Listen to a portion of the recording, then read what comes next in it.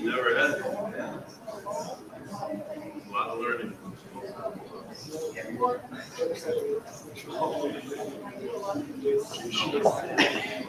Call me to order. Get a roll call. Amy Reynolds-Swanson. Here. Charlie Schneider. Here. Mark Tillman. Here. Angie Skilling. Here. Carl Palmer. Here. Dave Smith. Here. Jonathan Gilbert. Here. Rachel Henderson. Here. Dale Ball. Okay, we have a forum.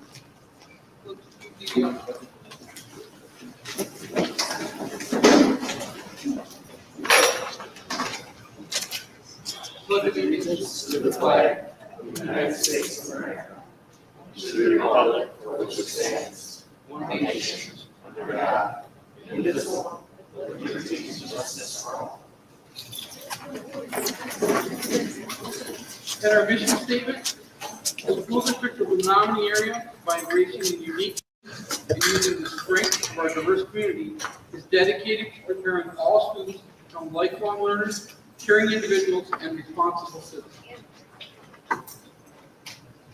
Anybody have any suggestions or any change to the agenda? Comments on the agenda? No? Hearing none. Recommendations and accommodations. We have a bunch tonight. You want to go first?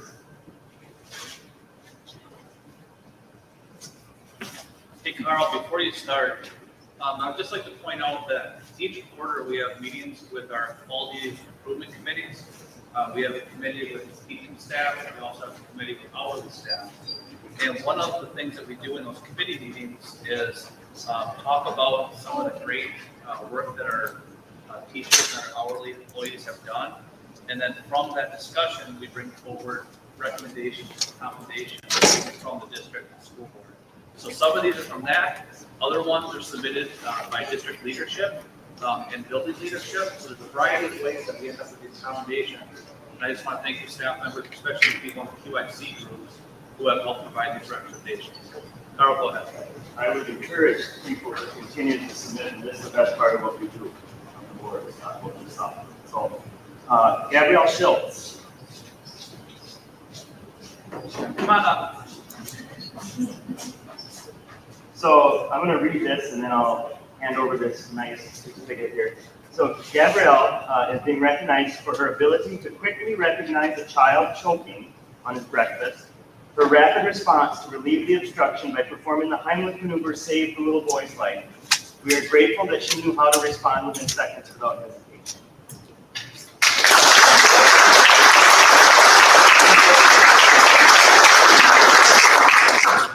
All right, Ann Olson.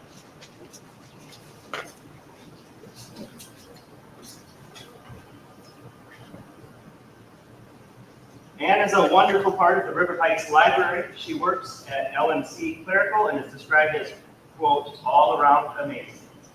She is always going above and beyond to build special relationships with kids, boosting their social and emotional skills.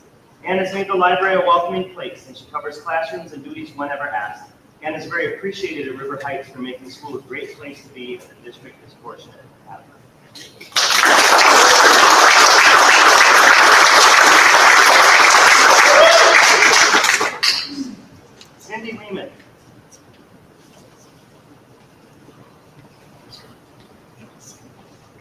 students. Cindy is a very dependable food service worker at Wakanda. She has taken ownership of her kitchen and works incredibly hard to meet the needs of her students, especially those with special diets or other circumstances. Cindy always has a positive attitude and outlook, even during the most challenging times. The students and staff love having Cindy at Wakanda, and we are lucky to have her on staff. She is very deserving of this recognition.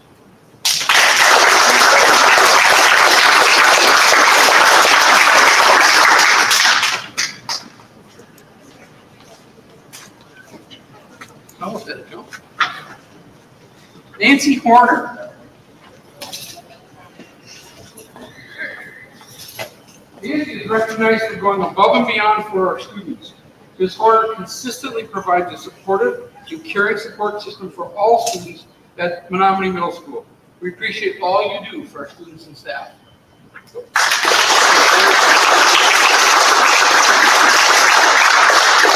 Tiana Harrison. All right, so I'm going to read it. For going above and beyond for our students, Ms. Harrison consistently provides supportive and caring support system for all students at Menomonie Middle School. We appreciate all that she does.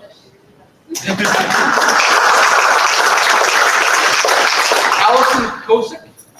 Did I get that right, Allison? Cusick, okay.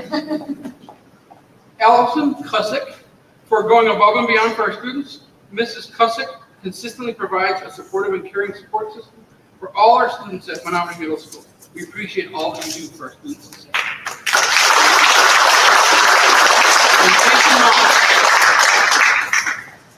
Get you out of here to go to your next meeting.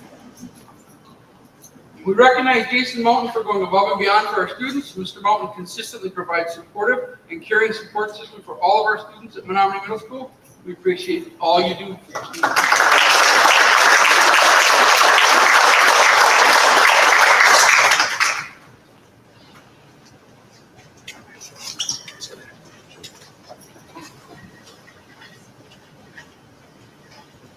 All right, on to community communications.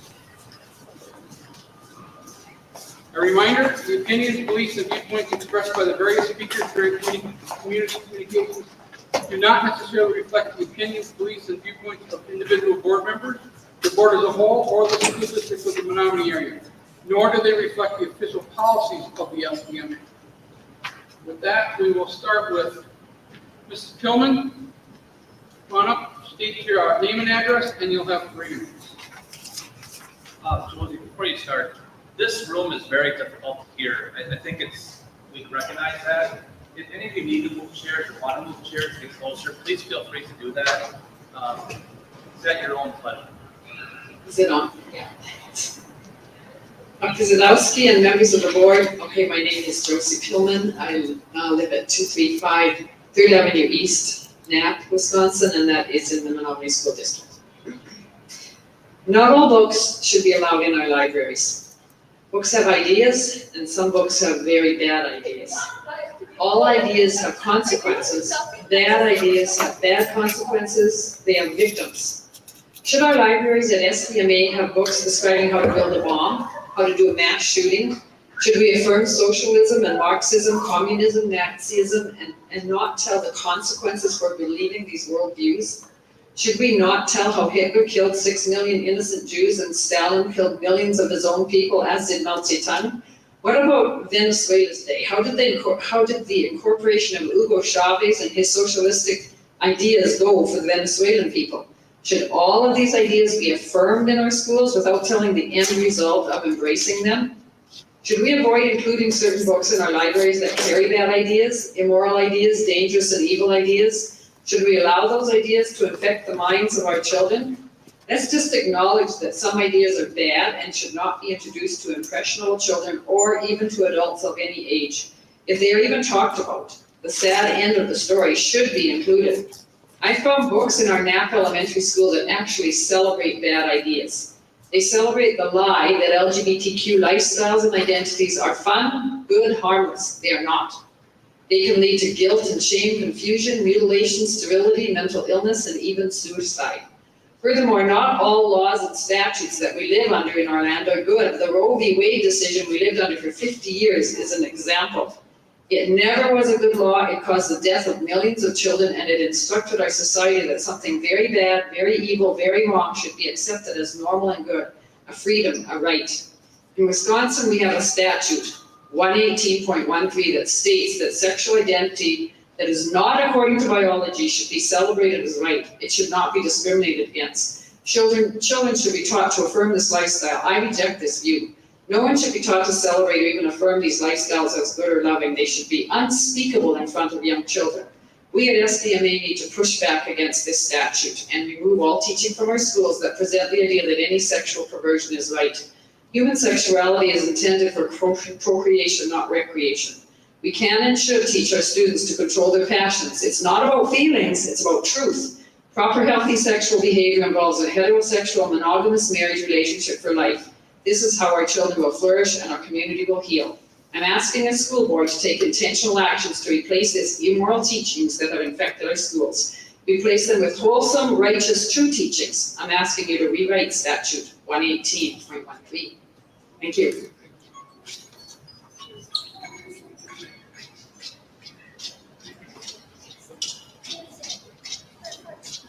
Okay, next we have Mr. Olson. I'm gonna bring her with you. Great. Is that okay? Absolutely.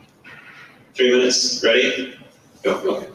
I'm Craig Olson, 737 River Heights Road, Menomonie, Wisconsin. I've been teaching for about this is 26 years. Holy cow. Means you're really old, Mr. Nelke. I'm here to say thank you to the school board for, well, let's start over. About 6 months ago, you guys appropriated $50,000 from the facilities budget for cardio equipment upstairs. And I was really lucky to work with our athletic director who asked for some input. We got 8 new elliptical machines and 6 new treadmills, which means now we have 9 elliptical machines and 7 treadmills because we were down to 1 of each. And it was just excellent for our athletes, our student athletes. We've been able to use these machines pretty regularly. Look, there's some reasons why maybe a kid might not want to go out and run outside for safety. They might feel judged. They might be nervous in a college town with aggressive college men running around and screaming and yelling. Having indoor equipment and indoor facilities in Wisconsin in the winter, we really can't have too much of that. So this is just a huge thank you for recognizing the need, providing us with some excellent equipment for some of our students, and now I'm going to just have Anna say a quick thank you. She's, by the way, our cross-country captain who just qualified for the state meet on Saturday. The race of her life, it was unbelievable. So. Yeah, just to reiterate, it can be really hard for us to run in the winter, whether it's because of the conditions outside or if you have like forensics or science Olympiad practice and you want to do it after when it's dark. And we weren't really all able to go in the cardio room together because we only had 1 elliptical and 1 treadmill. So we're very grateful to now have enough for everyone. So thank you again. Thank you so much.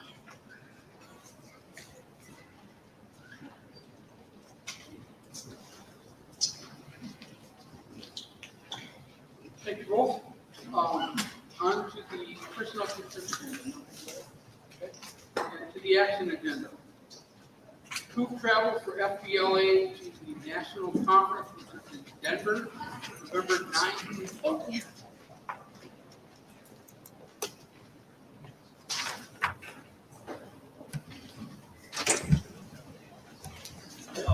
Yeah, we recommend you. Excellent. We have a motion by Carl and a second by Andy. Any discussion? Hearing none, let's vote.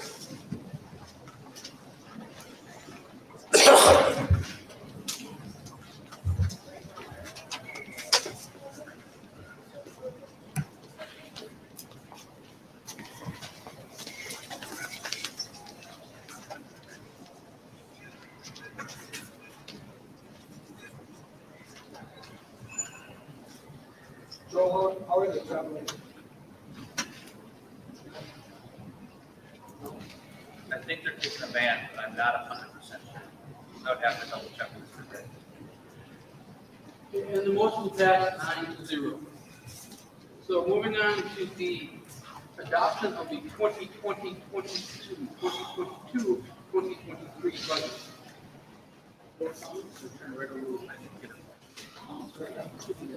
The motion to approve?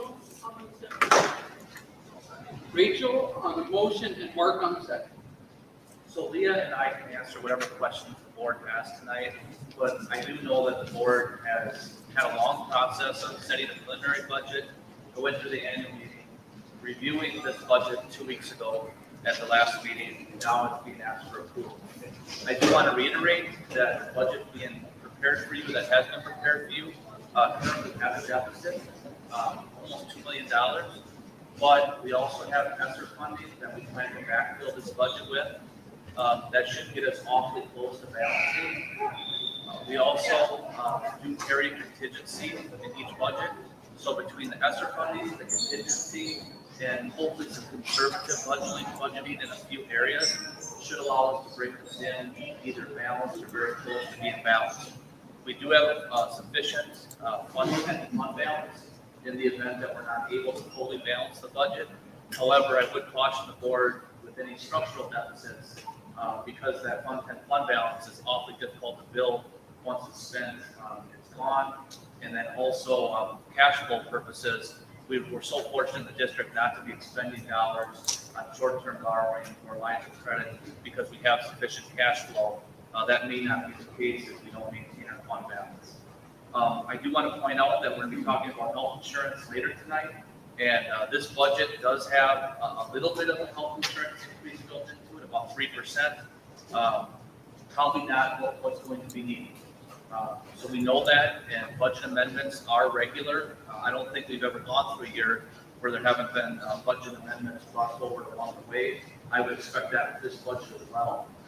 But I think it's a good budget. I know Leah worked hard on it. I know our directors, our building principals, and our staff members who provided classroom budgets and grade level budgets. All that stuff goes into building this. And with that being said, we recommend that you approve it tonight.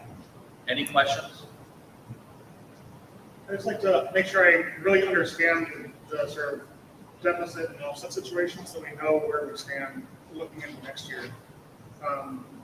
So on the document, budget notes on, it says projected budget deficit of 2.7, we'll say, million, and then it marks off ESSER 2, ESSER 3, and some grant carryover and so forth. So can you maybe detail that a little bit more? But if it weren't for the ESSER funding, where would we be? And yeah, so that, I guess that's my question. If it weren't for the ESSER funding, where would we be in terms of deficit? Okay, and that's a really good question. That's a pertinent question as we move towards advocating for the next state budget, and that might be where you're going. But really, what you say about $2.5 million, at least, is being relied upon in this budget out of ESSER funding to balance. So when everyone talks about a fiscal cliff at the state level, it's a real deal. And when lawmakers in Madison get together to develop the next state budget, I mean, for Menomonie, just for our district, we're looking at $2.5 million at minimum that needs to be backfilled just to keep us whole of what we're spending this year. And then with inflation the way it's going, it's going to be a heck of a lot more than that that's going to be needed for us to continue programming with the current footprint, the current programming that we have. I have shared very clearly with our advocacy in Madison, I fully believe that we need $1,000 per student in the first year of the biennium, and an additional $500 per student in the second year of the biennium in order for us to continue moving forward just with our current programming, with our current staffing. I'm saddened that DPI did not even request that. So I'm very concerned. I do think as we look forward, there's going to be some difficult decisions. I think we have different opportunities that we'll be able to consider in the future. We're going to put our kids first, for sure. I think we always have. And we'll have to get creative. But it's going to be trouble. It's going to be trouble moving forward. It's going to be some difficult times, there's no doubt about it. Answer your question. Yes, thank you. Yeah, and just to recap, so it's about 2.7 million that would be there, but 2.5 of that's being covered by ESSER, et cetera. And so we're looking at a couple $100,000, but nowhere near that 2.5 million number that we would be facing. Any other comments or questions? I'm just glad that you brought that up about being careful. Because budget, and that was my concern, was about that fund, it's not gonna be there.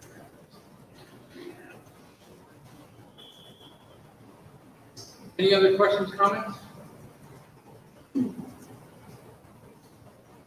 All right, let's take a vote.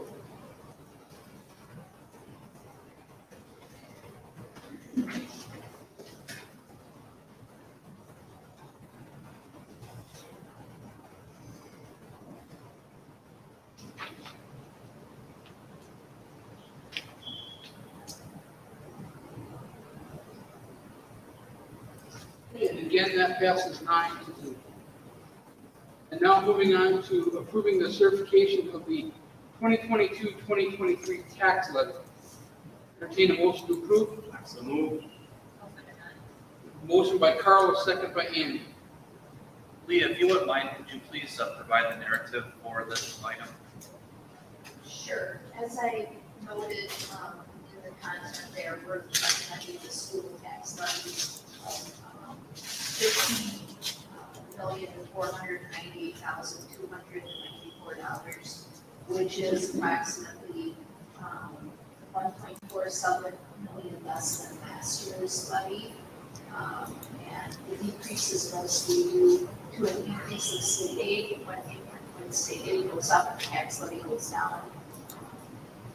And so that is why we're seeing that decrease. The overall property values in the district has increased 16.07%.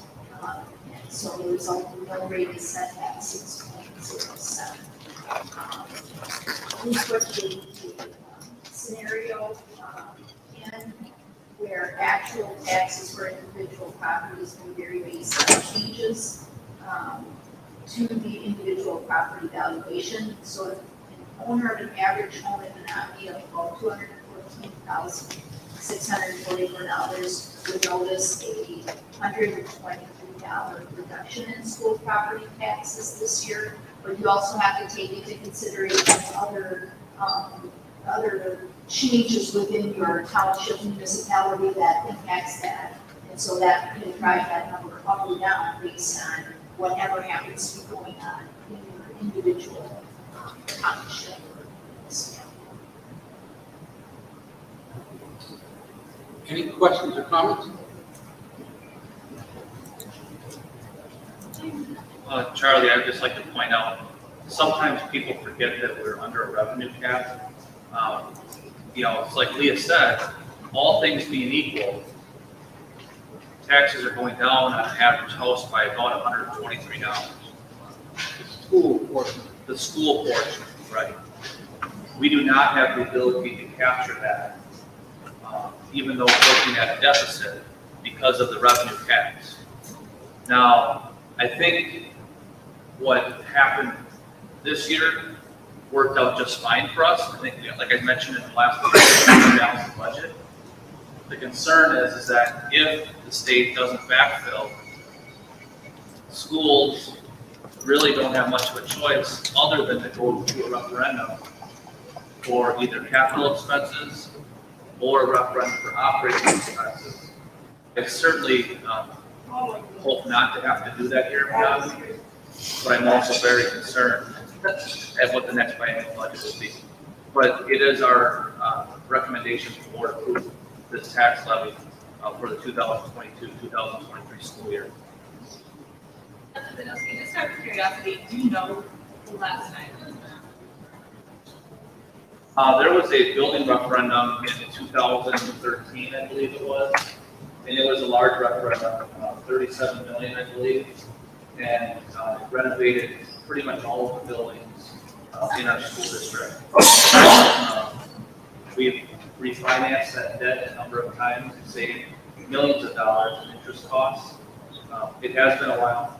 I'm not aware of an operating referendum prior to that. So we've been able to make it work under the revenue caps.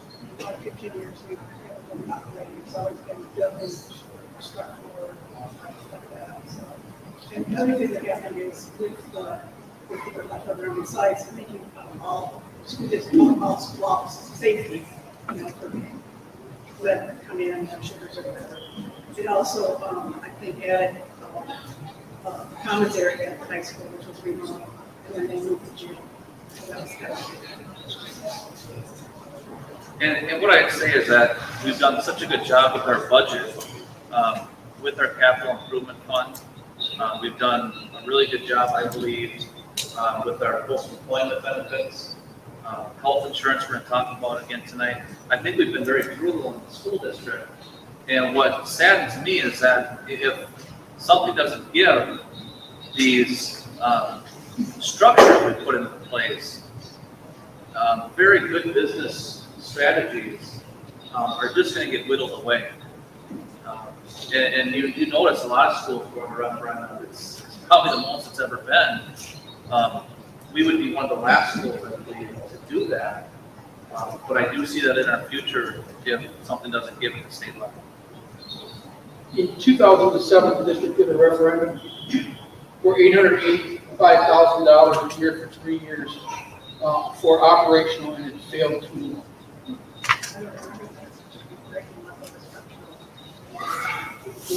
Maintaining instructional services program. Well, you 2007, May 15th. That's fine. So it's been a long time since that's been attempted here. But as Joe said, it's likely that it's going to be a reality because of the way that the budget is playing out and the way that personally, I'm very disappointed in the Department of Public Construction and the way that in what they asked for. They didn't ask for as much as we got last year through the extra money. And when they go to the legislature, it's unlikely that they're going to get more than they asked for in the end, and they asked for less. So I'm very personally concerned about that. I just had one clarification question for people that are wondering, the ESSA money was given all of the COVID expenses that we had, but did we as a district, we upfronted all of those for that first year of COVID? We upfronted all of that with our own funding, so this money is making up for money that we spent out of our own pocket for the excess. perhaps a little bit, Angie. I could go into it just a little bit. There's been multiple rounds of COVID money. And the intent was that it was supposed to help schools, at least the money we're receiving, deal with the pandemic. Not only at the beginning of the pandemic, but during the middle of the pandemic, and then also recovery post-pandemic. And what the state of Wisconsin decided to do was, because schools received all this funding, not to give us the any kind of normal increase through the state. They said use the federal COVID money for operating, essentially. So instead of using it to focus on COVID recovery, really we've been using it as our normal operating fund. Not all of it. There was a portion of it early on, hand sanitizer, masks, you name it. Yeah, a lot of computers. I mean, it's been very beneficial. But the concern that the state essentially turned off the spigot for normal funding mechanisms has created this big fiscal cliff. Now, the good news is the state is fiscally healthy. The tax collections, the state budget coffers, that's looking very, very good. The challenge is, will they allocate it to schools? And there's a lot of competition. There's a lot of places that need funding. But will they allocate an appropriate amount to schools so that we can continue operating? And like Charlie said, and I mentioned, with what the Department of Public Construction asked for, even if they get what they asked for, I don't know if that's enough. And the chance of them actually getting what they asked for, that usually doesn't happen. So we'll see. Stay tuned. Have you had any correspondence with the DPI about why they didn't ask for more? I have not been in connection with the DPI. I have been in touch with our state legislators. But I do a lot of my communications through the School Board Association or through the School District Administrators Association or the School Administrators Alliance. We actually have a professional lobbyist who works in the Capitol with all these entities, and they do a good job representing us. On that point, there's something I want to mention with all board while we're on this topic, is that, this is all about, it's really about, and we're certifying this technically, but of course, our hands are completely tied here, right? This is the way the law works. But of course, this Wednesday, we have the regional WASB meeting, right? Hopefully, or many of us will be at. I think a lot of these discussions happen there with WASB and other districts around the area saying, what are we going to do? And also, I saw in the flyer for that meeting that came out a few weeks ago, it came out in my mailbox. WASB's going to have a training in, I think, the second week of November. I think it was like the 9th or the 10th, on how school boards can interact with the legislature effectively. And so it might be worth some of us, going to that, I think it's a virtual event, to get some kind of tips and connections there to figure out how can we advocate well for our district, given what we're looking at in the next biennium. So to answer your question, the person at the DPI that I spoke with said they didn't want to act greedy or look greedy. So that's why they didn't want to look greedy, like they were asking for too much.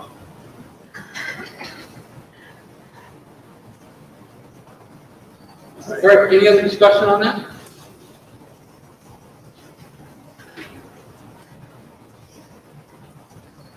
So we have a motion and a second, no more discussion?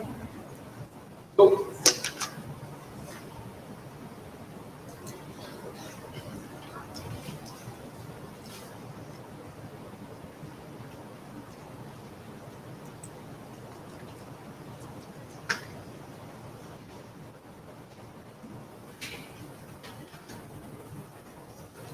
And that passes 9-0 as well.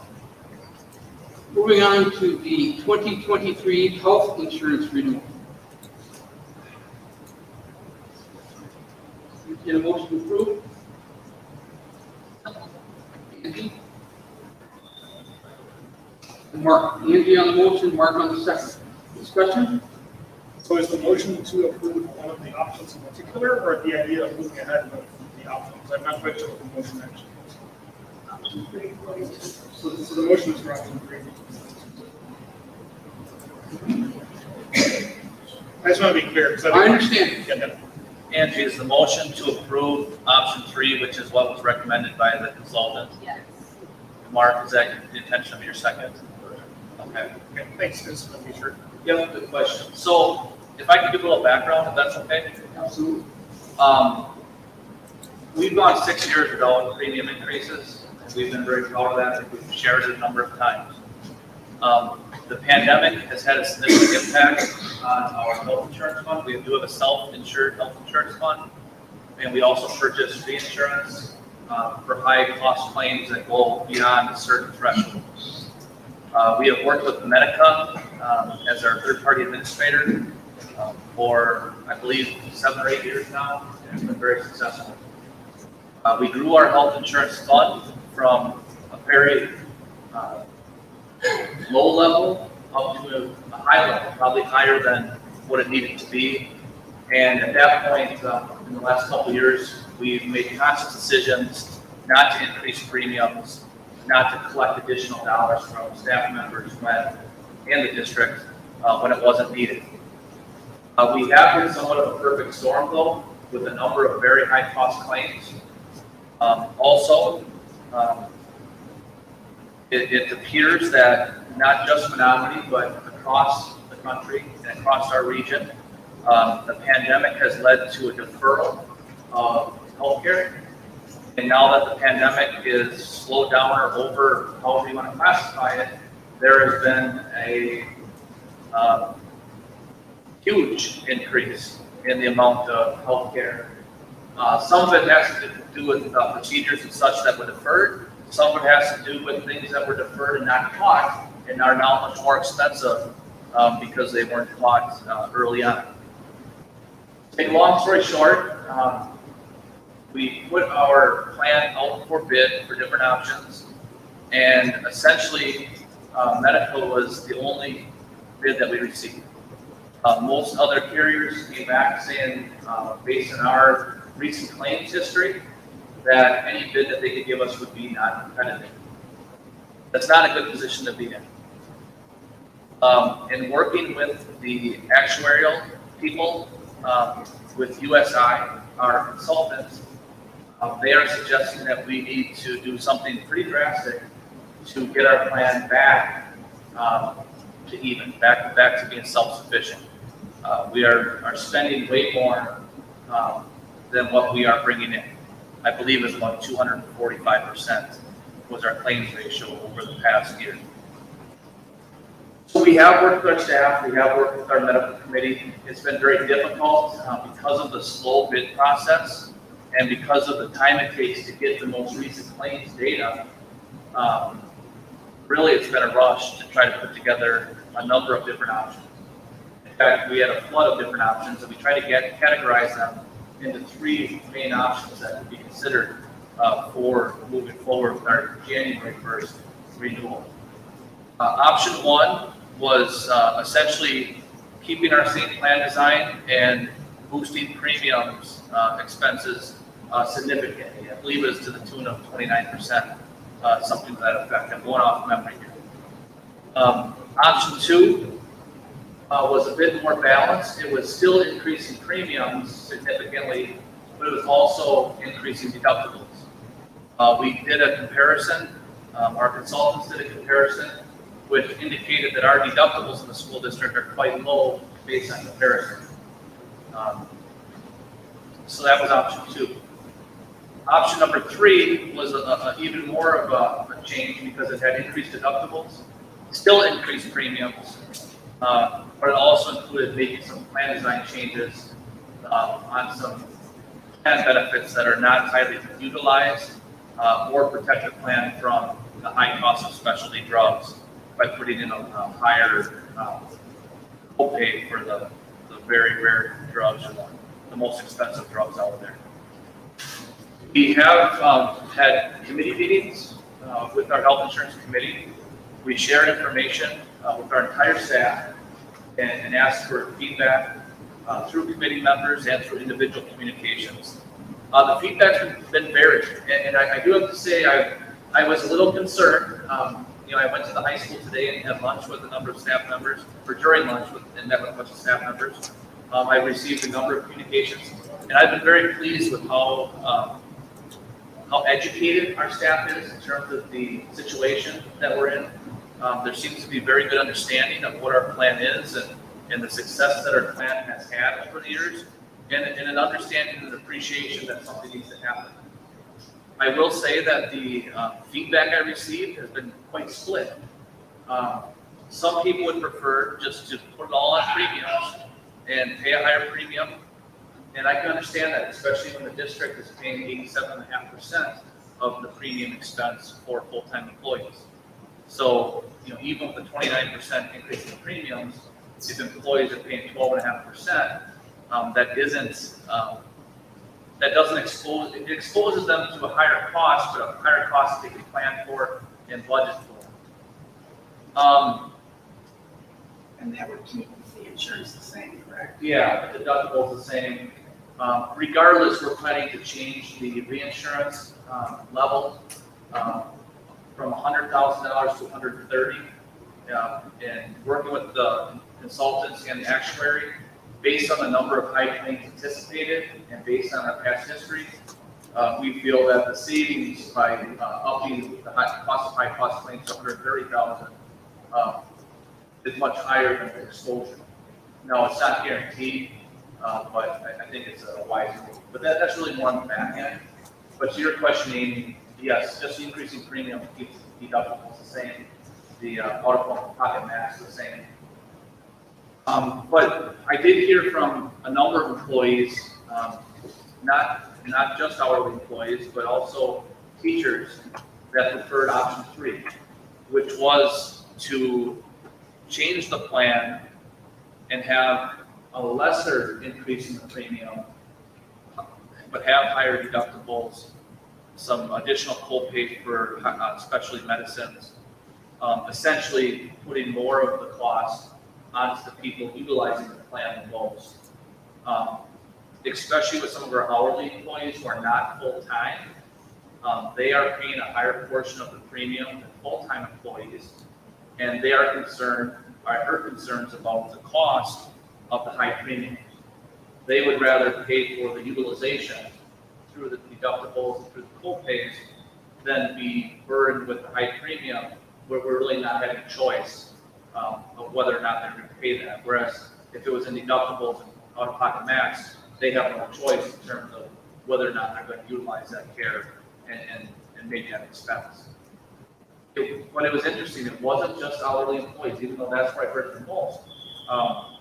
Some of our elementary teachers on the committee, I did hear back from them. River Heights was a good example. Peggy Larson, she's been in our district a long time. She has a very good understanding of our health insurance, and I heard from her. I also heard from Heidi Kyle at Conda. She's a clerical at Conda. And I mentioned meeting at the high school. So one thing I do want to bring up, I think we have 3 good options. But something that's come up late in the game is that with option 3, that's putting us very close to the level of what's considered a high deductible healthcare plan. And if we reach a level with our deductibles that makes it a qualified high deductible plan, our plan could allow for HRAs or HSAs. And I know there's some interest, I heard particularly at the high school interest of upping the deductibles even higher, especially the single deductible has to be up to $1,500, because that could then potentially allow staff members to start saving and taking advantage of tax savings in an HSA. Some people refer to an HSA almost like a 401k for healthcare. Especially when we're talking about the co-pays, the co-insurance, the higher deductibles, I think it might make sense to investigate that more. I'm concerned because our open enrollment window is set to start November 1st. We're actually supposed to have our first benefit presentation tomorrow morning at the conference. So I guess I would suggest 2 things to the board. Either A, I would suggest approving option 3. I think there's support for that with a number of our staff members. I think we could look at a higher deductible plan next time around. We could take more time and study it and make sure that we've got all our I's and cross all our T's and look at that for a potential 2024 renewal. If for some reason the board is not comfortable with going with option 3, I think if you're willing to commit to a special meeting, we could rehash this in a week. We could try to put together a high deductible plan. I'm not opposed to trying to do that, even though it makes me nervous with all the regulations, ACA, and with the communication trying to get people on our staff to understand the rules and regulations, because there is a lot of individual responsibility with HSAs. It's not really a district thing, but people can get have some tax issues if they don't handle HSA correctly, is my understanding. So again, I would say 1 of 2 things: either approve option 3 tonight, and perhaps direct us to consider that for next year, or if you want to table this and try to have a special meeting in a week or so. But we may be flirting with our open enrollment window, and I guess that's where we're at.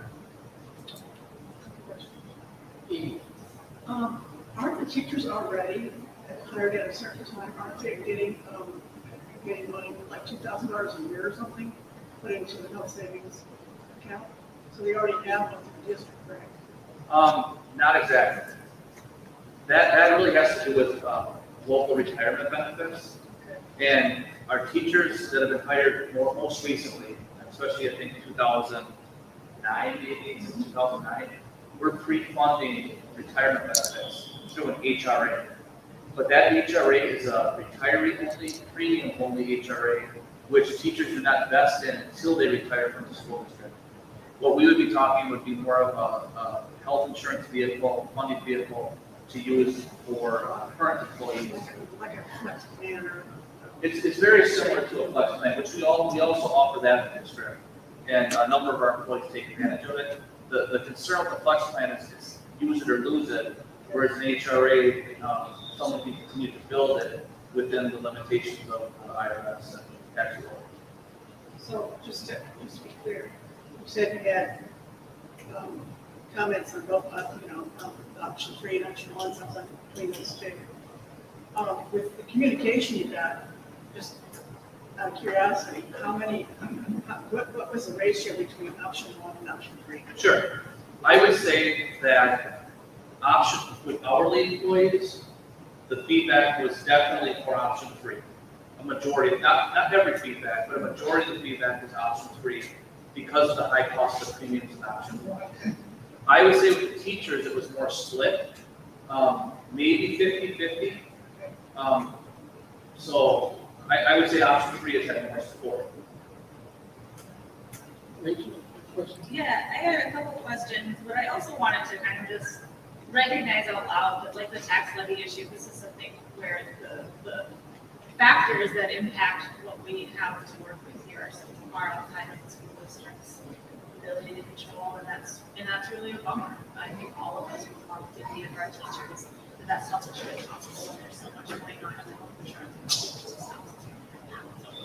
I had a question about when folks who preferred option 1, did you have a sense that their concern was more about the deductible increase or more about the limiting of those plan specifics? I would say more about the deductible increase. There were some concerns about specialty drugs. Yeah. Because you mentioned it wasn't in the email, but you mentioned when you're speaking just now that there's a relatively low rate of usage of some of those features. Yeah, I think it might have impacted about 26 people with the specialty drugs.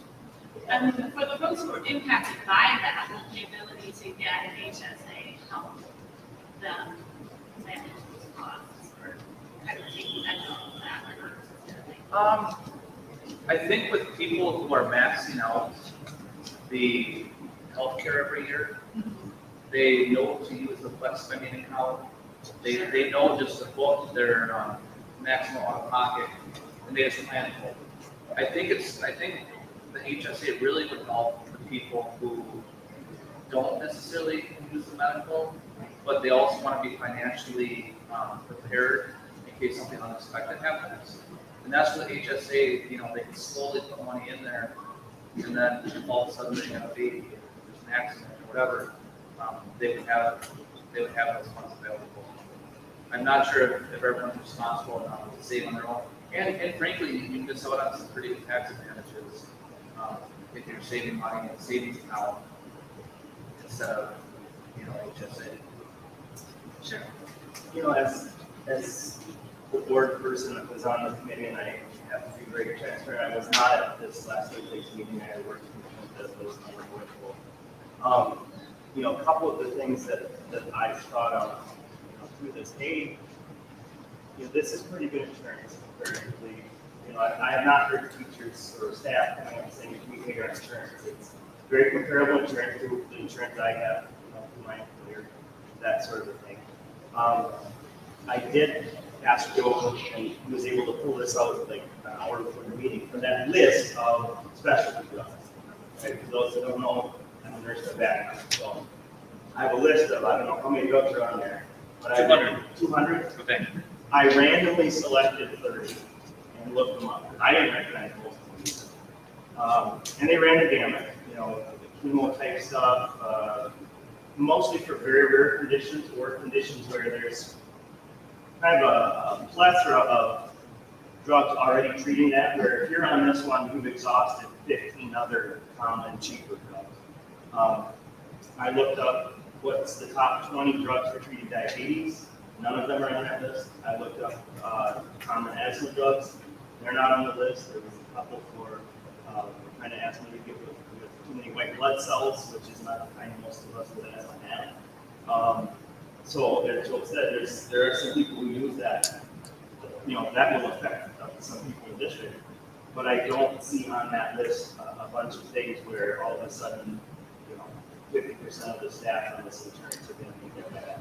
Where I was also going to go with the HSA piece of this versus the flex. So plans 2 and 3 with the higher deductibles, the benefit certainly is that you have the choice of what to do with your money. You don't lose it into the premium up front, right? But tier 1 or whatever, choice 1, 81, 64 per family plan would give you, it's gone, whether you use your insurance or not, you spend it with each month. Whereas with the other two, with the flex, you can flex that right now. If we talk HSA, also there's a tax advantage way to hopefully have some choice in when and how you use those extra funds that you don't lose to your premium.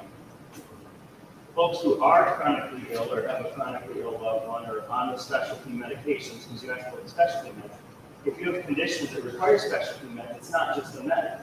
It's more frequent doctor visits. It's probably more frequent ER visits that have a higher copay. And so some of those conditions are certainly going to wax and wane. And so this might be a good year for my autoimmune disease, and next year sucks.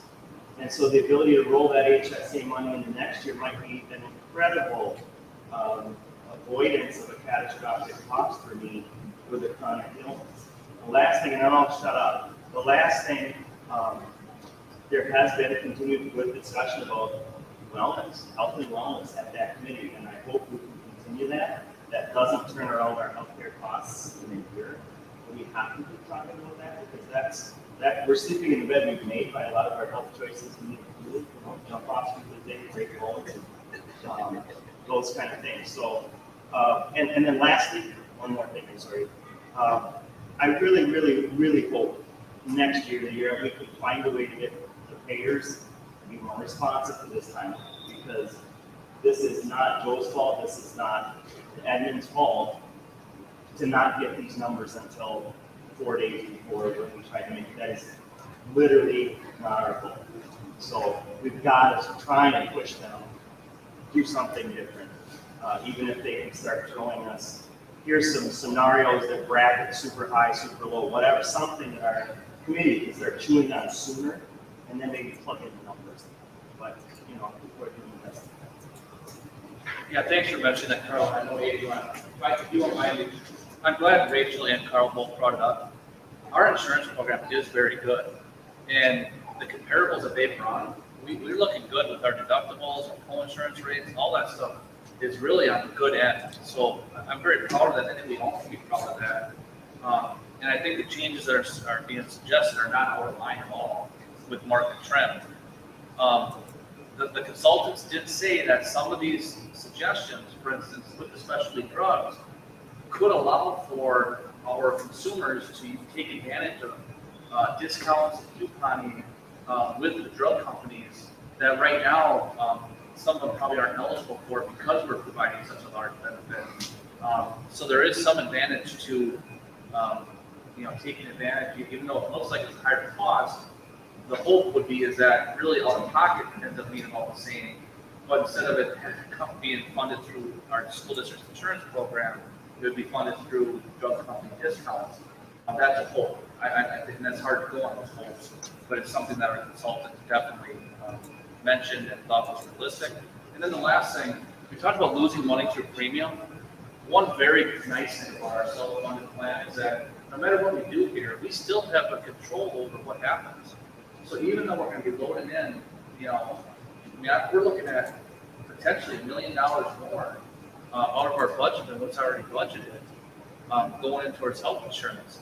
But that's based on predicted claims, okay? And the nice thing about having a self-insured fund is that if those claims aren't used or that those funds aren't used, they stay in our system. They stay in our fund. I think you misunderstood.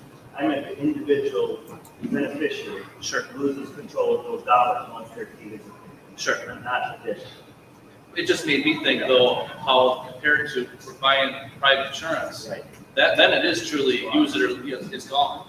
Whereas ours, it still has incentive for our employees to be good consumers of health, because if we have a better year, a more normal year, we can really reap the benefits of that in the future. Yes, so I also want to echo that what some other people said first is that this is like, we are not entering this discussion lightly. I mean, as Joe knows, I spent hours yesterday working through all the presentations, rewriting the numbers myself and saying, like, okay, suppose I were a para making $14 an hour at $30 a week, what would, and I had a $10,000 expense, what would it look like on my paycheck, right? I worked through, what if I'm a teacher, a level C teacher making, $45,000 a year, what would that look like, right? And and to me, of the three, I think this option 3 seem to be the fairest across all of those, and also quite, unfortunately, it's more expensive than a lot more expensive than I'd like, but of what the market offers us, and what's available in the universe we live in, it actually seems to be the best from my perspective. I think just to lay out my thinking here, there's two main questions I was looking at when I was looking through all the numbers, trying to figure out what I thought about this. The first and most important one to me is, what does this look like to an employee, right? Like, we're facing retention, we're facing hiring. The increase of premium or the increase of deductible on someone's medical costs, you can think of it as, basically a pay cut, right? You look at pre-tax dollars after they file taxes each year, and whatever they pay in premiums, whatever they, pay in deductible health care costs, that's effectively a pay cut. And we're looking at, a pretty significant, it's on the order of, well, it depends on the person, I won't quote numbers, that's his job to do, but it's, it'd be a notable hit to the pocketbook. And also the other question is, we have to make sure that the district as a whole is sustainable. And we use this discussion about the budget, and this, 2.7, ignoring ESSER funds for moments, $2.7 million deficit, and then kind of, part of that operating expense and the revenue of the district and where money comes from, the 87.5% of the premium the district pays, that's coming out of that same pile of income from the state and so on. So it's a very difficult balance, I think. And the reason I would be clear about the original motion was, I think the district fee does make sense. If it were me personally choosing a plan, I've always opted for the high deductible HSA plans because the HSA for my family has been a very nice benefit to have. Those of you who've done HR and things like that, you know how powerful that can be as a tax tool. It does act a lot like a Roth IRA or a lot like a 401k or 3B. So I think that'd be an interesting thing to pursue. The tricky part is we are on this extremely compressed timeline. I mean, this should be like, market research over 6 or 8 months, and it's been very compressed into a couple of meetings over a few weeks, and that's the unfortunate situation we're in. So the actual question I had at the end of this long diatribe is, first, am I correct to revisit this again this is an annual revisiting of this plan, right? So I hope that maybe what we can do is, as a board, be a bit more expansive in what we look into in the coming year to figure out, healthcare costs, maybe they'll level out after a year of post-COVID, healthcare bonanza, right? Maybe they won't. We won't actually know for, most of the next year. Maybe the healthcare market will stabilize a little bit, maybe it won't. And, but maybe, we can start the process earlier, maybe even in the spring, and really think about what's out there in the market. If the self-insured plan design is right long-term or not, I personally think it's a pretty good deal, but maybe it's not, compared to other things that might appear in the market. So I think we should maybe start that process earlier and give ourselves time to really explore that market and see what our options are. And on that point, a question for Charlie, what does CISA do for health insurance? For health insurance, Yeah. we're self-funded. Yeah, so, Personally, I'm on a family plan. We pay about $330 a month for the premium, and we have a $5,000 a month. And our co-pays for our prescriptions are, I think, like 25, 30, and 50. So I think that's an important benchmark, right? So I'm now in the private health insurance market, right? Not working for a state institution anymore, not having access to a self-insured plan. And I just redid my insurance a month ago. And my new premium was basically the same, $5,000 deductible for family plan is $780 a month. So although I know it's painful, I mean, I don't want to say that people should pay that much. I think that's ridiculous, right? But I think looking at what the market offers, a lot of hot garbage, right? And we've got a pretty decent thing going on here, and it's going to get a little bit worse. So I think it's worth keeping that perspective. That's my whole brand. I just have one thing to say. I think it's kind of back to the guys, I think you're talking about wellness. If I remember right, plans still pay 100% of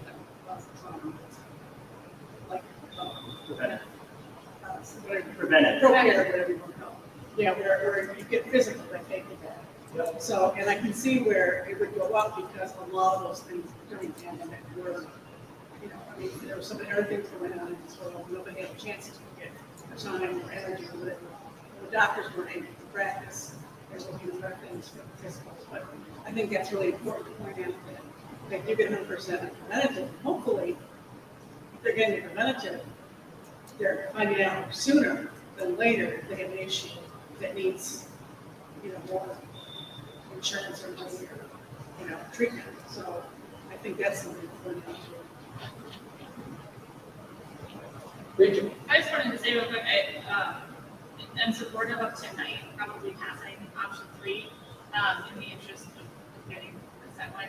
I appreciate what you said, Jill, about the possibilities of going that HSA, but it sounds like that window, that sounds really stressful. And I don't want to subject you and the rest of the community to that. One thing I'd be interested to know about, or like thinking about next year, thinking about that HSA possibility, is if, you know, I know a lot of workplaces offer folks options to have a higher deductible, get that HSA versus having a lower deductible, depending on what some needs are.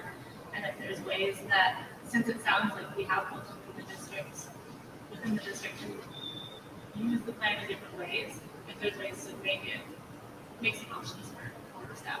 I think. But I think that's a next year thing. Yeah, and I think there are possibilities, but I also want to reiterate, we do have a flexible spending option already. Yeah. So there is a very good opportunity for Yeah. staff members to put dollars aside, pre-tax, and then use it for these expenses. It's just the challenge is that it's use it or lose it, and it's so much less flexible in what you can use it for. But I think if people plan ahead, there's still expenses, classes and such, I believe, that still qualifies. There's those kinds of purchases, and if you plan ahead, and you get to the end of the year, I think there's some wise purchases that can be made. I mean, I definitely support option 3, because it's the smallest increase in premium for employees. And when we talk about trying to recruit employees and retain employees, and these employees making, you know, $20 less an hour, that's a huge premium for them to pay in a month. You know, trying to come up with $827 or $752. That's a lot. That's So for me, I like that option. I think it's kind of late in the game. If we're going to do a high deductible plan, it would behoove us to announce it earlier in the year so that people can plan ahead if they want to take that option and go forward. Just because that's huge too. I mean, 5,000 is a lot, but I worked in the past with premiums that were $7,500 and $10,000 a month for a high deductible plan, and then we kicked in toward the premium or toward the HSA for that employee, and the premiums were extremely low. But then again, we have, you know, we have health problems that like that's a benefit, and that's just an advantage. So I think this balances a lot of the districts going forward, and it makes sense business-wise. I agree with the administration. Sensible, and I think it's great for what I now think forward, and it allows them to be able to plan for next year. I think if I'm hearing consensus, and I believe that I am, instruct you folks to throughout the next year, no matter how we vote this evening, to be looking at some of those plans, the areas that HSA is high deductibles, so that we can come at this a little bit earlier next year, hopefully. And if we want to go to most, we can, but we'll have that information. And I would like to point out that I'll be honest, that the high deductible really kind of came out of left field. Because when the renewal numbers came back so high, that's when it's almost like you guys need to change your deductible. And then, because we knew that our deductible was way too low to qualify for high deductible. And well, all of a sudden, with the suggestions they came forward with, the family actually already is at that threshold. The single is not. We would have to go another 500 on the single, but the fact is we're close. So it really kind of came out of left field, and I think that's wise of the board to go ahead and get this done tonight, but then give us a year. And we're so close. I don't see why we wouldn't do it next year. I think it's an automatic, and I'll be surprised if we don't. I think it would behoove too, like during, because I were doing presentations recommendations, really to hammer home being conscientious consumers. Oh, we do. Because, yeah, if No, we you, do. yeah. And we have great consumers. I want to make that point too. I don't think this is an issue of our staff members not being good consumers.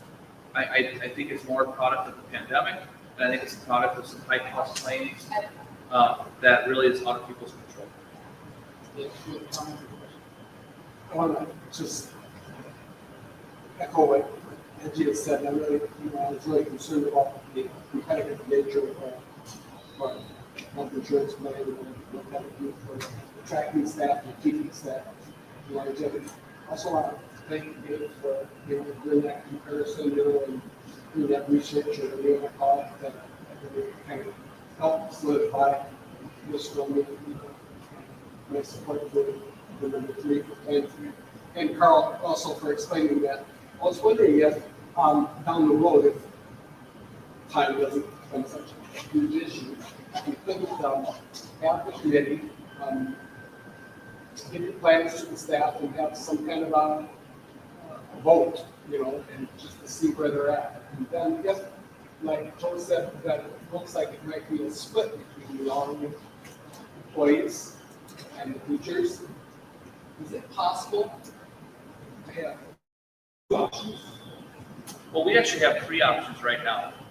We have a very high deductible plan with extremely low premiums, but only 2 people in the district take it because the deductibles are so high. We also have a passport plan, which allows, it's a huge network, but it's the cost of our regular plan with a 10% upcharge. And then we have our ACO plan through the Mayo Health System. That's the plan that almost everyone takes. But we already have 3 options, just so you know. So by the numbers, and these came out of our meeting, 309 employees on the one you just mentioned, The ACO. plan, 24 employees on passport plan. Most folks probably have special medical needs where they need to venture outside the Mayo network for some very special things, and so for them it makes a lot of sense. And then those 2 employees on time. So that's kind of split right now. It's pretty skewed. So for someone who just wants a catastrophic plan, we do have that available. That's what 8,000 when we're not $50 for individuals, 16,300 per day. But it would protect you if you got a car. Yep. So, as we kind of discussed the next year on that point, I think also might be worth, one thing I didn't see in the USI was, they had some kind of market comparisons. The thing I didn't see is comparisons to other schools or similar public entities. That's why I asked about CISA, because, from the consultant's point of view, we're an employer with a certain number of employees with a certain cohort, but there are, because of the financial constraints and situations that districts are under from a tax perspective, we're not a for-profit company, but it's tax benefits, things like that, right? It wasn't clear to me that we had comparison to, here's what a district in River Falls is doing, here's what districts in southeastern Wisconsin can do. There was a chart of comparables, but it wasn't broken down by sector in that way. So I wonder if we can, when we do this next time, kind of get a little more nuanced information about if we're really doing something that's comparable across our sector. The benefit of that too would be that it gives us a feel of what a potential teacher is looking Right, for. that's the comparables for. I would encourage, you mentioned it, Bill, I would encourage as many staff as are interested to be on this committee for health coverage and insurance and wellness, because people aren't exactly knocking on the door to come talk about health insurance a lot of the time. It's important stuff. It affects them. Any other discussion or questions? All right, let's take a vote. Let's reiterate the motion by Andy, seconded by Mark, was to approve option 3 that is in your board doc.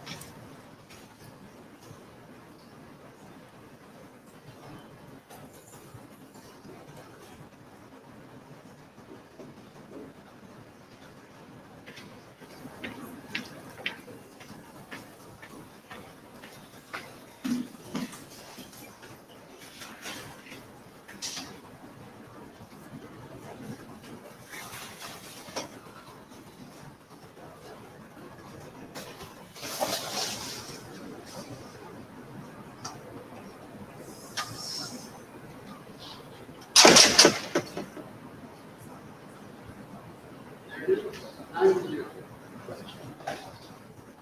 Right. On to discussion items.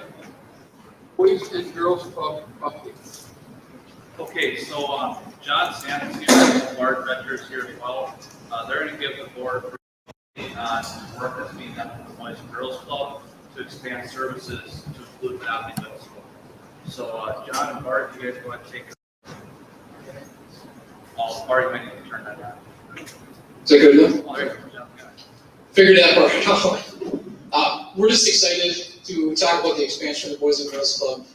It's something we've been working on with the Boys and Girls Club since we created Mustang Minds last year, if you recall that. It was an after-school program to offer homework help and support for students. When we first created that, we were working with the Boys and Girls Club with the potential growth here to our middle school. Due to funding and some grant work, we did get that fully funded, so it is going to, we're looking to move through on that with a start date of November 14th. The club coming here, some of the benefits of getting that grant funding is that it would be open 5 days a week, offering up to 50 students with potential to grow to 60 students by the end of the school year. From 3 o'clock or 3:05 when students get out, operating until 7 p.m. This does give us 1 hour or more of homework help a week, or some, for each student, they're gonna do 1 hour every single day. After that, if they still need assistance, they can roll into some more hours. That's usually programming time for the club. Let's see. With that grant, this is actually a free program to all students, so all of our 50 students that would be a part of that do get that for free. This would be an expansion from our River Heights programming. So the format for the day would be very, very similar to that. Students come, they get a snack, they do announcements, they roll into that hour of what they call power hour, which is their homework help, which can, again, roll into the next hour, which is programming. The programming at the middle school level would be, some examples would be STEM, career exploration, money matters, healthy habits, things of that nature. That would be kind of cyclical based on the year. They might do 2 or 3 different occurrences, roll over lots of different programming for them. Kids do have choices in that program, so they kind of get to decide if they're interested in the money matters, the career exploration, what they want to go to, and kind of pick and choose which ones they're interested in.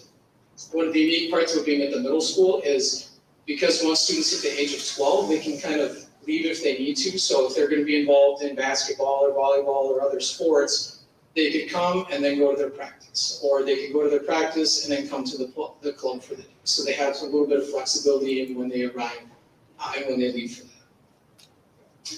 The nice thing is this doesn't affect our River Heights programming whatsoever. This is going to be a separate program from that. We did apply and we did receive the 21st Century Grant, which is a huge part of our funding for this, and that is renewable. It's $80,000 a year, renewable for 5 years, so it does give us some longevity in that. Once the club is up and running, it is part of the Future Corporate Foundation and corporate grant proposals through the Boys and Girls Club, so it's on their books, and they're going to help make sure that that club maintains open status and free for our students as long as we're grant funded. Between the 2 clubs, they're going to look at serving up to 125 of our students. So their goal is to have 60 here and 75 at River Heights and maintain those numbers. More information is going to start going out to families as of the 28th, so the end of the week here, with November 10th and 11th for our open house and family orientation. So students that are already enrolled will have their orientation night on one of those 2 evenings, and a start date and a ribbon cutting on the 14th at 3:30. Anything else that you'd like to? Just want to make sure that everybody here knew that we're all invited to the ribbon cutting on the 14th here at the middle school library at 3:30. Any questions at all for these guys? So the snacks come through our food service, or are they completely separate? As of right now, the snacks are going to be separate. With helper. The Boys and Girls Club entirely is going to be staffing the program. So they will have 4 part-time positions. They are looking and open to hiring our staff, so if they'd like to continue to work like they did with Mustang Minds, they'd love to have them on board in that part-time capacity, whether it's for the whole evening or a couple of hours to do that homework help and assistance. And then they'll have 3 full-time positions. One is a flex position between River Heights and here. That was my question as well, but to build on that, at River Heights, do any of our staff, daily staff work then in the afternoon for Boys and Girls Club District? At this time, I don't believe so. They do in the summer. So we do have that in the summer over at River Heights. Right now, we would not be looking at summer programming at the middle school unless there was more grants awarded to fund that again. Again, we would make sure that that was fully funded through grants. Any other questions? Thank you, this is great stuff. Really, this will be very good for the kids and build on the Mustang model. It's great. Thank you. Okay, next John has his virtual education report, and it's uploaded for the board members. You can see that there's not nearly as much virtual schooling going on as there was during the pandemic. In the interest of time, John, is there anything that you want to point out before we just open it up to questions? Just our highlights that, like you said, we're starting to see numbers start to decline due to the pandemic. We also really tightened up students who we were seeing that were not successful with virtual learning to try to get them back into the building, to try to get them on track before we put them back into a virtual atmosphere, just to make sure that they were successful and back on track for graduation. And then also we were doing that just by definitely increasing our outreach to families, involving our counselors a lot more in the programming and decision making for those students. And we can spend as much time as we want, but are there any questions that people have for John? What are we doing to get them back on track? Are we doing like extra tutoring again, or how are we getting them back on track? Yeah, absolutely. That's why we're bringing our counselors in on that program and to make sure that they're getting the credits that they need. So it might be making sure they get to summer school. Is it some other kind of programming through Edgenuity they can do throughout their day? Somehow trying to remediate credits that they missed. So that's why our counselors are a crucial part of bringing them back into the Is there any restriction, AP courses like? Nope, they have all the AP courses available on there. Those students are allowed to test with us. What if the Mountain High School already offers? Oh, yes, great question. We would always want to have them take the class in-house with us. So if a part-time student is requesting an AP class that we have take AP psychology, for example, we would always want them to take the class in-house first, unless there was some weird schedule conflict that meant they absolutely couldn't.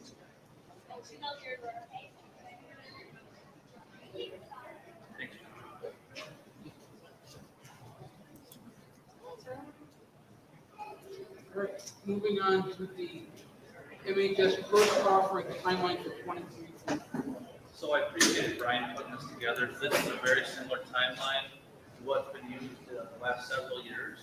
I know that we get around spring break, it gets manipulated a little bit based on the board schedule. I do want to point out though that with the budget in the situation it is, this may have a little bit more attention than it had in previous years. We've done a lot of adding, I think, in previous years, and unfortunately, depending on budgeting and such, you may have to look at trimming some areas.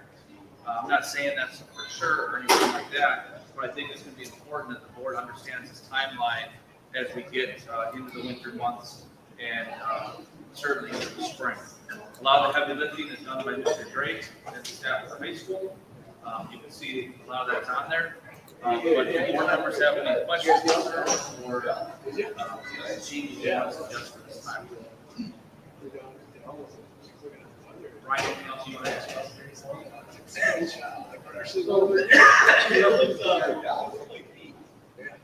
Let's say possibly we can look at this a little bit closer than we have right.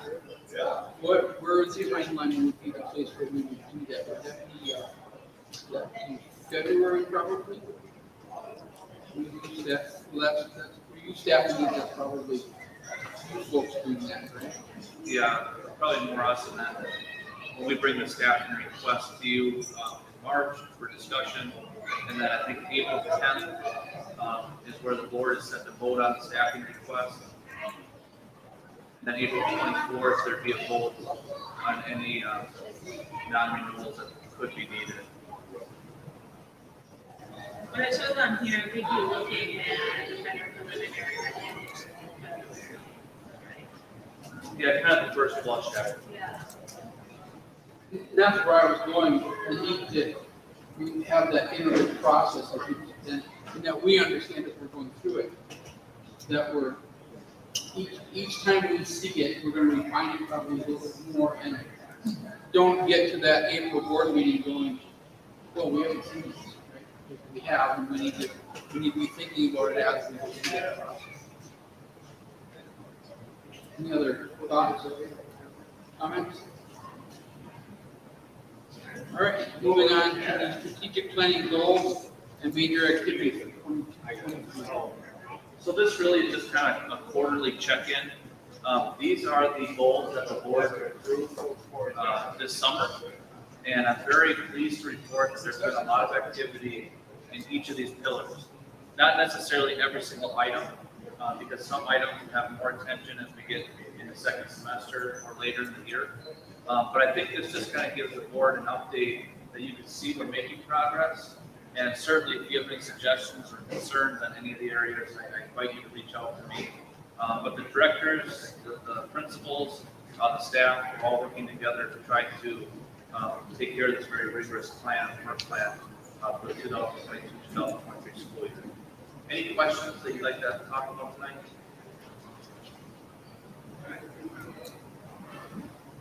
I just had a question about the committees. We talked a little bit at the beginning, talked a little at the beginning of the meeting, Charlie, about the QIC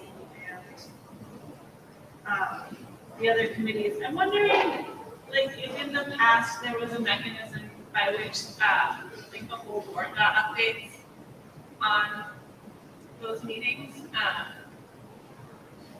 Yeah, and I don't have like a specific request. I'm just kind of curious. Like, I'd love to hear more about it, and I don't know quite how that. I wonder how that happened in the past. I guess I would say typically, kind of like the health insurance here. Yeah. We've added board members to all these committees, and then if something comes out of the committee that comes to the board, that's really when the entire board becomes involved. Otherwise, I don't think we typically would have a report necessarily. I mean, individual board members should certainly report on something. I was on the QIC minutes today. Yeah, we still take notes. But maybe the board members, would like to share, we could have an agenda item. The board reps would like to comment on it. Or would it be reasonable to share out the minutes to the rest of the board members? So if we ever have a question, we'd love to know more about the rules for the members. Yeah. That makes And then it's a different question. Yeah. The board members are going to try to unite the 3 o'clock meetings sometimes with our jobs. Right, So yeah. if you want to be there, you want to be there. Right. Yeah, making this meeting.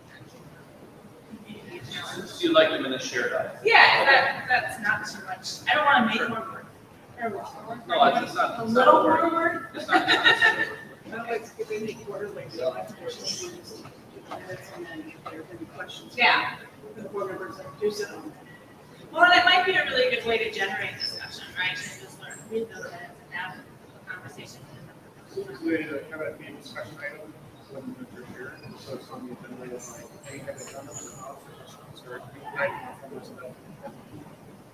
Maybe it would make more sense to have, if you have questions based on the minutes that are reported out, you could request an agenda item happen before the next meeting. So we'll get the minutes from the first quarter. So they're all. We'll get those all here. We'll get them all. Okay, thank you. Back. And then I also had a question about the staff survey. I noticed that it mentioned, I think it mentioned in here that the results were shared out with staff. When will they be shared with them? In November.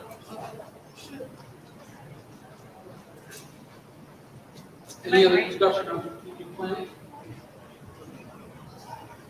I'm really impressed at how much it's green. I know we talked about this summer how ambitious it seemed, and yeah, we want to green.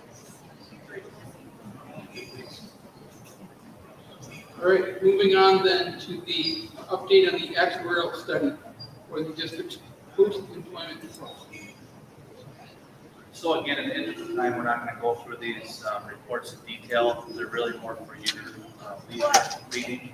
What I do want to point out is that one thing our district has demanded from this group is that we get a 4-page, it wasn't 3-page, now it's a 4-page summary for board members. And Leah and I were just talking about this today. We would like to point out that under the OPEB page, you can see that our net OPEB liability is now a negative $51,936. So what that means is right now, our net OPEB liability is actually a positive. We don't have liability. Now, that's not something that's gonna be that way probably forever. But the fact of the matter is that may give us some budgeting options. And in fact, I don't think we're even allowed to make a contribution to this portion of Fund 73 and collect state aid. So, that may help us with some budget balancing as we go through the year. And Leah and I are already investigating that, but that's down the road. That it could provide some options. You look at the supplemental pension, that also is showing a much better position.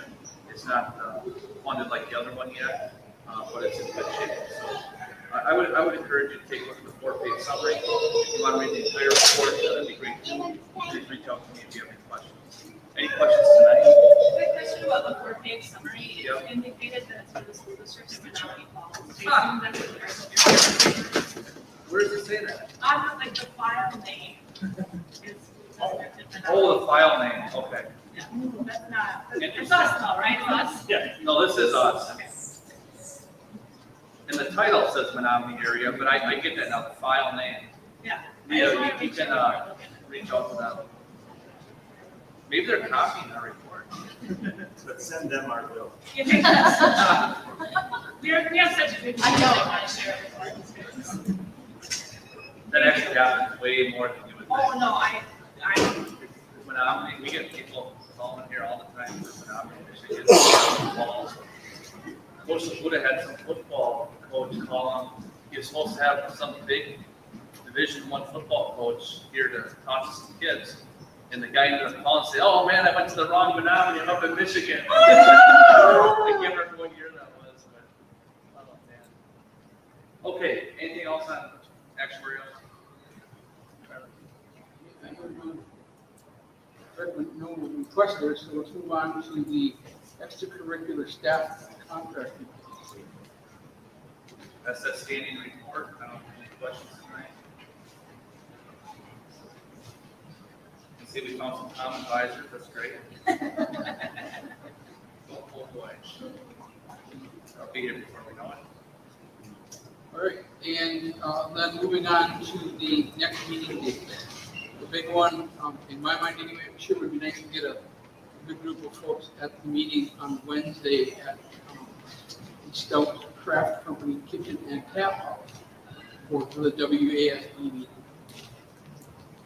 Then, of course, November meeting on the 14th, no school, a couple days over Thanksgiving, and then a board meeting on the 20th. Move on further than that, in time. Any thoughts, questions? And then December, we'll be back to meeting at the. All right. Yes, December 12th. So Charlie, after the meeting, I'll forward the board the date for that lofty meeting about legislative outreach. I think it's November, yeah, it's the first and second week of November, so I'm also the check dates in there. All right. Like a Saturday, or they were just doing it. Entertain a motion to adjourn. Adjourn.